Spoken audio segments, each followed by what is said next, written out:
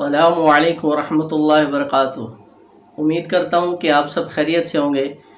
इंशाअल्लाह उम्मीद है तजवीद के जो सबक हमने 6 पढ़ लिए हैं उसे आपने अच्छे तरीके से याद कर लिया होगा। तो पहले सबक में हमने सना, फातिहा और छोटी सूरत थी वो पढ़ लिया था। आज हम रकू का सबक पढ़ेंगे।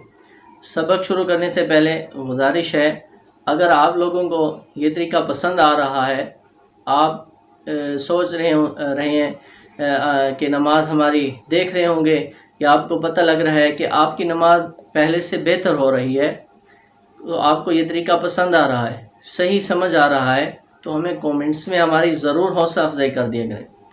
तो इससे हमारा शौक़ पैदा होता है, हमें पता लगता है कि लोगों को बहुत फ़ायदा हो रहा है, तो हमें खुशी होती है। फिर अल्लाह रब्बुल इज़्ज़त आपको ज़ाया खैर अता फरमाए कि आप मेहनत कर रहे हैं, कोशिश कर रहे हैं अपनी नमाज ठीक करने की।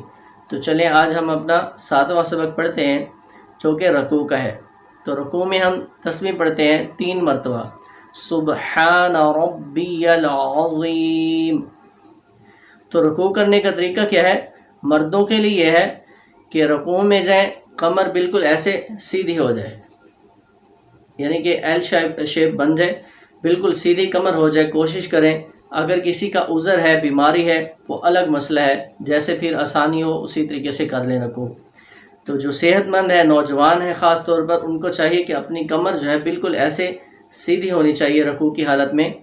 फिर उनके हाथ की, मर्दों की जो उंगलियां हैं वो खुली भी हों, अपनी उन उंगलियों से घुटनों को पकड़ लेना है मजबूती से, और पाँव के जो टखने हैं उनको जुदा रखना है, टखनों को पाँव के जुदा रखना है, हाथों की उंगलियां खुली भी हों, इससे फिर मजबूती से घुटनों को पकड़ लेना है।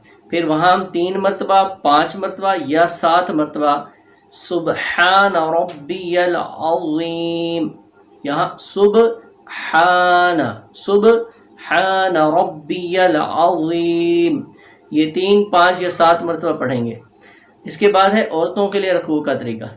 उनके लिए है कि उनके हाथ की उंगलियां आपस में मिली हुई होंगी और उन्होंने अपने हाथों को घुटनों के ऊपर रख लेना है।